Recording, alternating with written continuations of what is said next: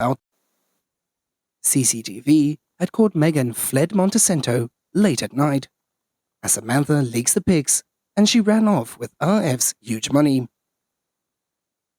Meghan Markle and Prince Harry were recently accused of stealing $35 million from the royal family. According to Women's Day, the royal family's purse has taken a massive hit. And for one, the coronavirus pandemic has prevented tourists from visiting the tourist attractions owned by the royal family. As a source had told the tabloid that the royal family could expect a loss of roughly around $35 million by 2021. The insider then claimed that Markle was largely to blame for the royal family's financial struggles.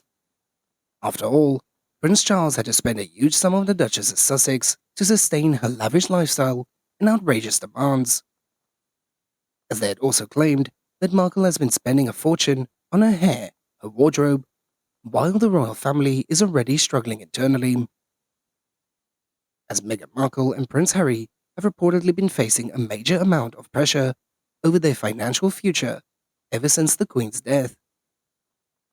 As the royal commentator and journalist issued these claims while speaking to Express UK. As he began by admitting, there's been a lot of talk recently about them delaying the Netflix program.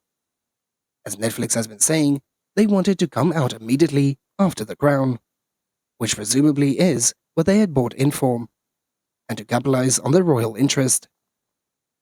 As the Crown's producers have decided that they won't go up to the current day and include the Meghan and Harry story, for example. So it seems ideal for Netflix that they would have their own Meghan and Harry series to follow up with immediately afterwards. As he even referenced Meghan Markle's comments and claims, as it did not sound, from what she said, like they have lost control over the narrative of their piece, somewhat. There have been some rumors in the press that the couple have been in trouble because their truth in the Netflix series and Harry's truth in the forthcoming book are somewhat different in some details. And of course, those truths, in inverted commas, have a correspond with the truths that they put into the Oprah interview and in this variety. I think what people are noticing is that there are irregularities.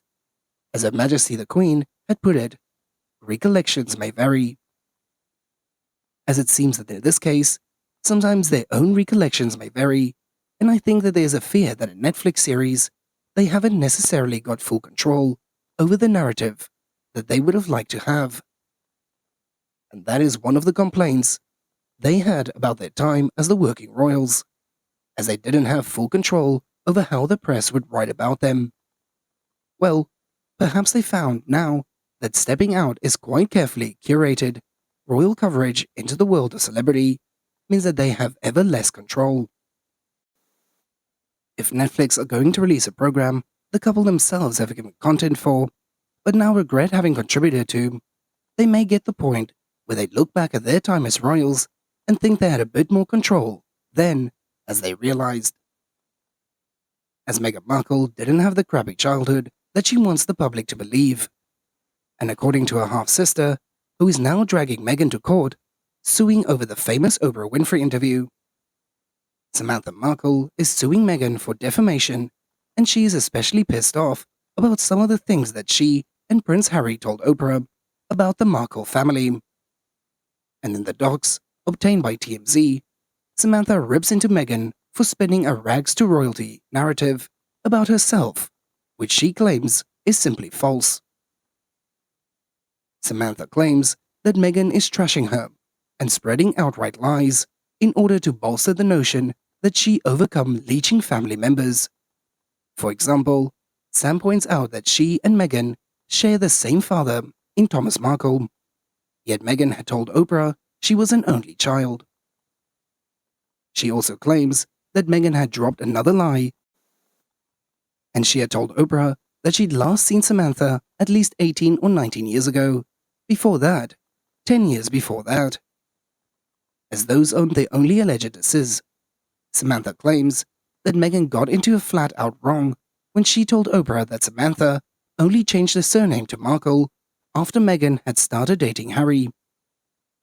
In the suit, Samantha also claims that Meghan's fabricated tales of growing up in virtually poverty because Thomas had paid for her to attend elite and expensive private schools and dance and acting classes.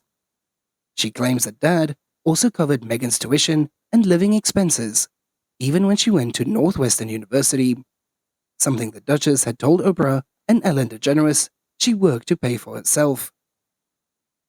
As for Meghan's motive, Samantha claims that the alleged lies about her and their father were part of a calculated effort so that they could not interfere with or contradict the false narrative and fairy tale life story concocted by Meghan.